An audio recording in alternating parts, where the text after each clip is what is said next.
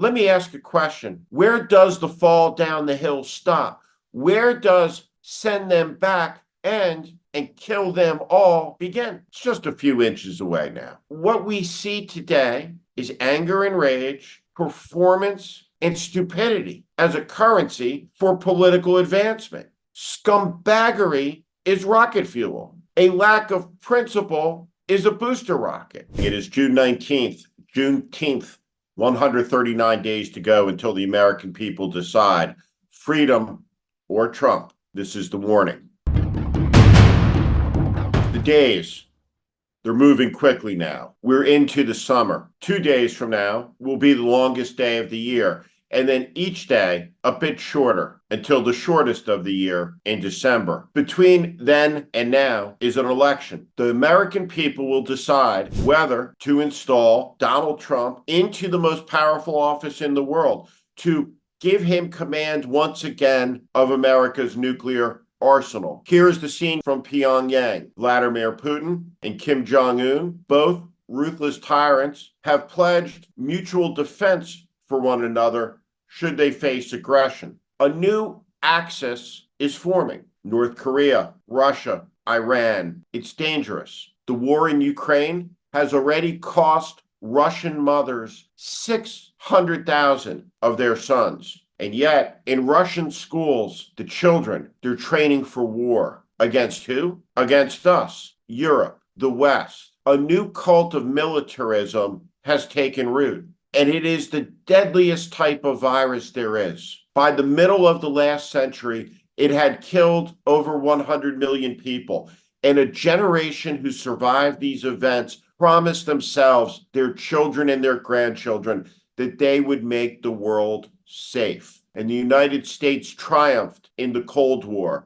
And there was a long spring of democracy and liberty and peace. A short day of Pax Americana, where the most benign hegemon in history was a guarantor of peace and security in the world. Those days are vanishing. Donald Trump is extremely dangerous. He is malevolent. He is menacing. His words, when spoken, though often incoherent, have meaning, and the meaning is dangerous. One thing that is not often talked about is Donald Trump's intellectual decline. I want to show you a Caitlin Collins interview with an author who has interviewed Donald Trump more than any other person for the last couple of years. Now, I want you to listen to what he is saying about Trump's incoherence. He goes from one story to the next. He struggles with the chronology of events. He seems very upset that he wasn't respected by certain celebrities in the White House, and then he'd go to a story about The Apprentice. So as you know, Caitlin, it's very challenging to interview Donald Trump and to go toe-to-toe with him,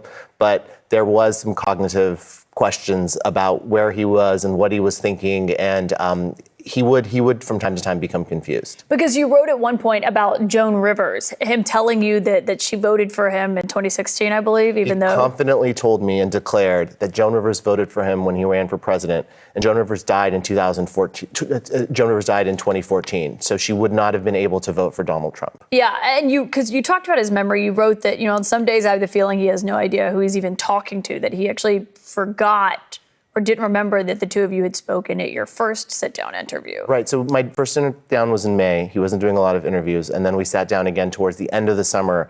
And when I sat down, there was a very blank expression on his face. So I asked, do you remember when we spoke recently? And he said, no, I have no memory of that. And he couldn't recall. He said it was a long time ago. And then we had to start from scratch. So the interview started from square one, where he started telling me the same exact stories that I heard in our first interview. So from there, then we did more interviews so that we could cover more ground, but it was a little bit like Groundhog Day. Yeah, and the Trump campaign responded saying that Trump was aware who this individual was throughout the interview, but this writer, this is their words, not mine, I'm just the messenger, is a nobody and insignificant. So of course he never made an impression. Look at this quote by Stephen Chung. It's not true. He's a person, a man, a professional. I can see him sitting on CNN. His life has worth and purpose. I want to put that statement on a split screen against the quote that is inscribed on Ronald Reagan's grave. Do you see the difference? Donald Trump does not see purpose and worth in any other person's life. He only sees purpose and worth when he looks in the mirror, when he reflects in the glow of his titanic ego. That's a virus, and it can destroy a country. Let me show what the quest for power in American politics can do to someone's character, what it can do to someone's soul, how it can change them. How does any rational, psychologically healthy person explain this? Let me show you Lindsey Graham today. Venomous, small, angry. Let's watch him. So the next time you hear the word felon in this election, I think the felon in this election is Joe Biden. What he's doing to the country is criminal. This was Lindsey Graham not so long ago. Let's watch him talk about Joe Biden. He's the nicest person I think I've ever met in politics. Is that right? He is as good a man as God ever created. What crumbled Lindsey Graham's character? What ate it away like a bone cancer? What disintegrated it? Power, the quest for relevance, the spotlight, the excitement, the rush. Lindsey Graham's service has always been performative. He's a chameleon, blending in, a pilot fish, hovering off of the predator, hoovering, eating its detritus, its crumbs. This is a moment where the country requires patriotism, and it is being sold a titanic lie. What Donald Trump is talking about cannot be kept up with by either the media or the Biden campaign. It is a fire hose of nonsense and lies and barstool bromides, a mix of ignorance and factlessness, idiocies and imbecilities all mushed together and spouted off about like they are some type of congealed wisdom. But it's all gobbledygook. It's gibberish, and it's dangerous. Because I promise you, when Vladimir Putin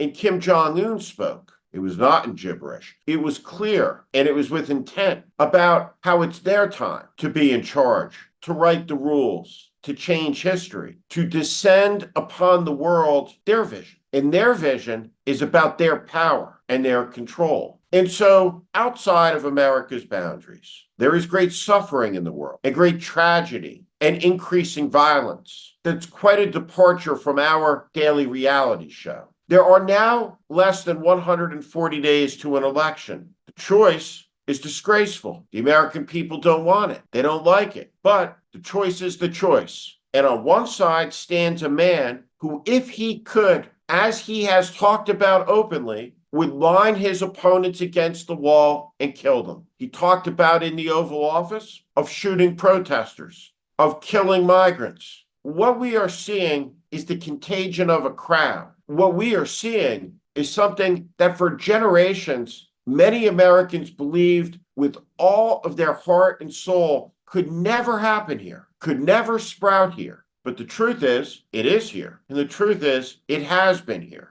Let me show you the Edmund Pettus Bridge. Do you see these angry white faces? The menace, the violence. These are the same people as these people on January 6th. Not in the same time continuum, of course, but they're descendants, morally, spiritually. They carry the same malice in their hearts. Whether it's January 6th, whether it's the Edmund Pettus Bridge, or whether it is this mob chanting, "Send them back, send them back."